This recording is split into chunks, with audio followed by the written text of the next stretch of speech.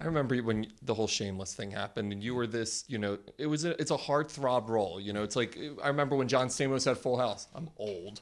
Yeah. God, I'm old. No, I remember. Now it's Fuller House, right? Right. The new generation doesn't even know Full House, or like Fuller House. Who knows that? But it's incredible because you had this heartthrob status. What was it like when you were going through that with Shameless? Because Shameless had just started. It's this huge popular show, and you've got to be a heartthrob on it.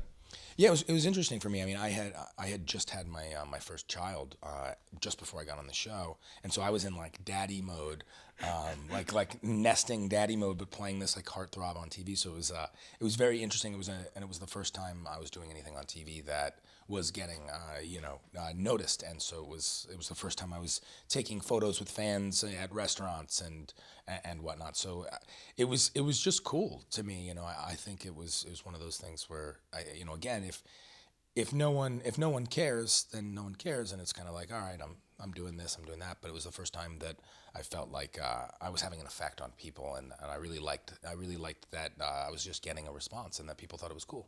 Is it weird when the onset of fame happens, when people start recognizing you in one pictures? Does it kind of take you by surprise? Wow, people want a picture with me. Yeah, I mean, it's not something that I ever expected. I wasn't like, oh, I'm gonna become famous. I just always wanted to be a working actor and just make a living, doing what I loved. So it was a bit of a trip to.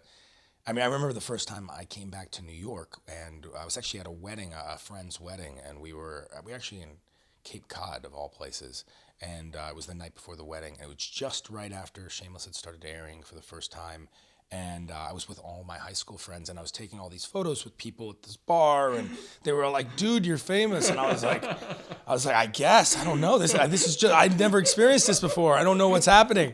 Like,